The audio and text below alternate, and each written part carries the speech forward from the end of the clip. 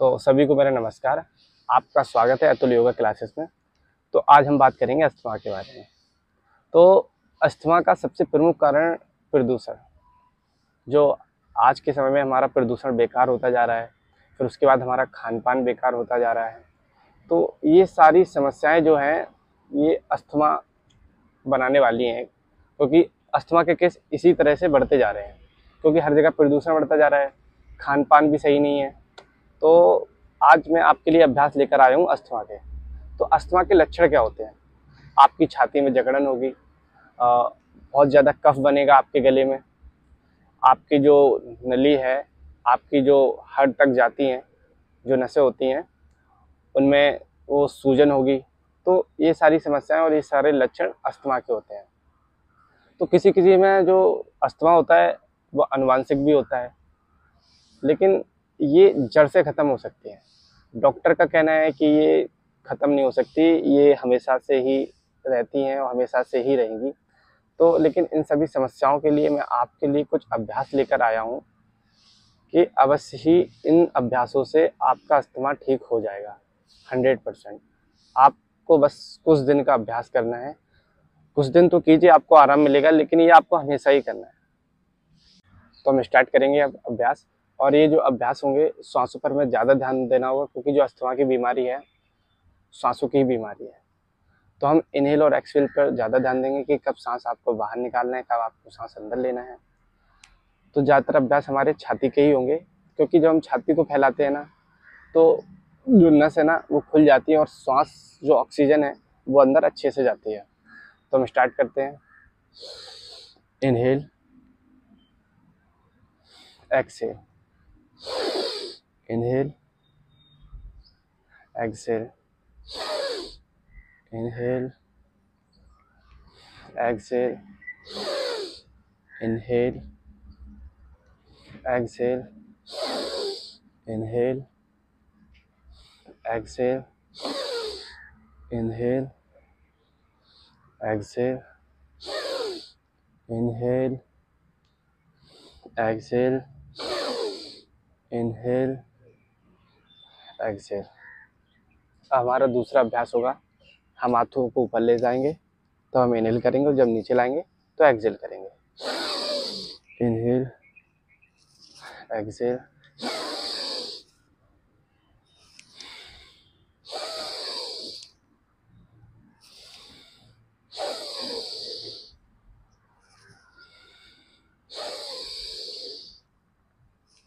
सांसों को हमें तेजी से अंदर ले जाना है और आराम से छोड़ना है।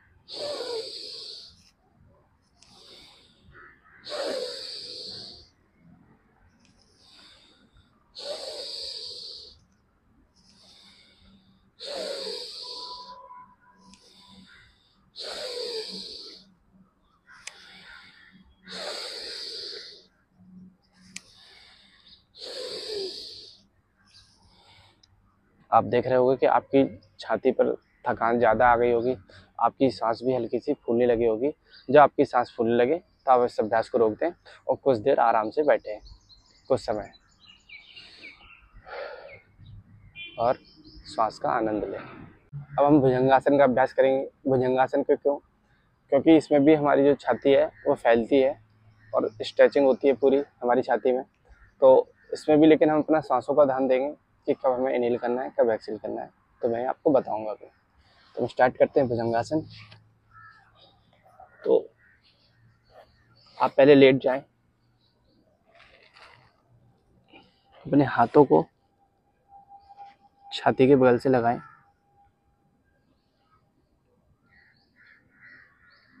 और ऊपर उठते हुए इनहेल करें।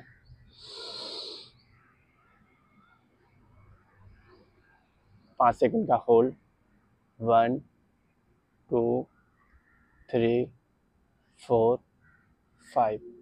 अब नीचे आते हुए एक्सहेल करें।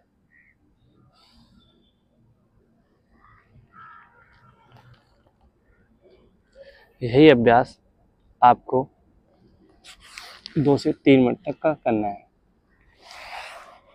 तो अभी मैं कुछ समय के लिए अभ्यास करता हूँ। 5 सेकंड का होल्ड, 1 2 3 4 5। सांस बाहर, फिर से सांस अंदर।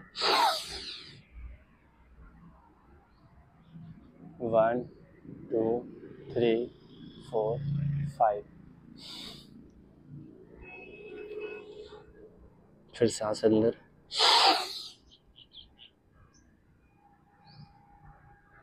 1 2 3 4 5।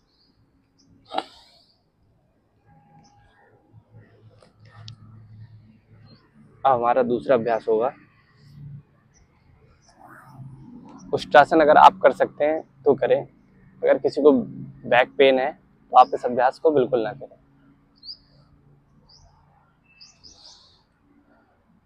इनहेल करते हुए धीरे धीरे पीछे जाएंगे और सांस को रोक के रखेंगे। 5 सेकंड तक हम होल्ड करेंगे, उसके बाद वापस आएंगे।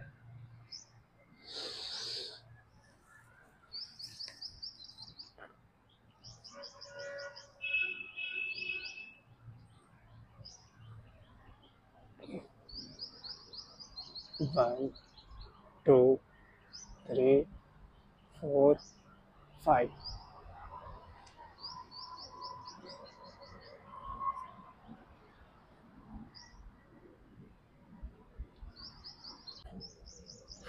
अब मैं आपको कुछ प्राणायाम के बारे में बताऊंगा।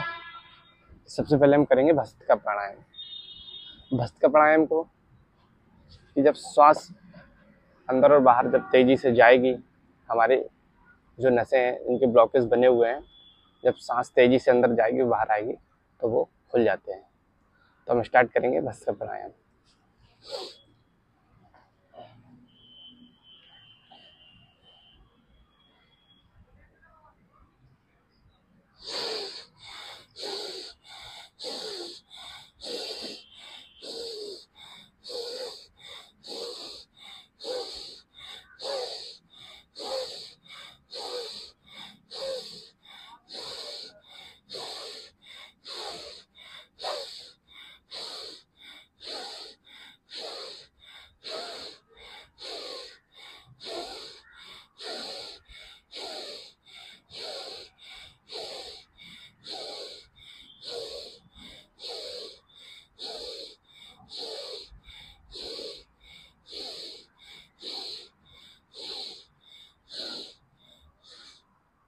अब आप रुक जाएं।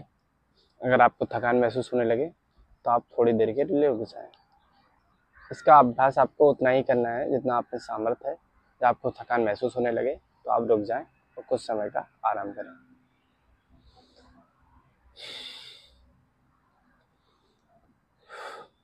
अब फिर हम गहरी सांस लेंगे,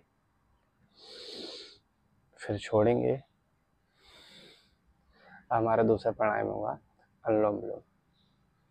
अनुलोम विलोम में अपने दाएं हाथ के अंगूठे को दाईं नासिका पर लगाएंगे, बाईं नासिका से सांस अंदर लेंगे, फिर हम नाम का उंगली को बाईं नासिका पर रखेंगे और दाईं नासिका से सांस छोड़ेंगे। बस।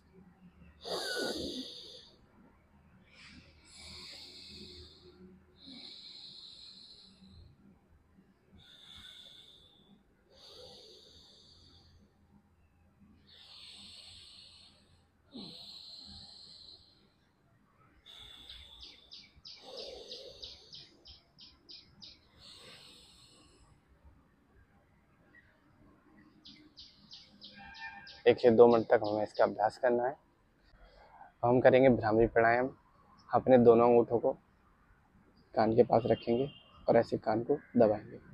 उसके बाद अपनी उंगलियों को आंखों पर रखेंगे और गले से गुंजर के समान आवाज निकालेंगे।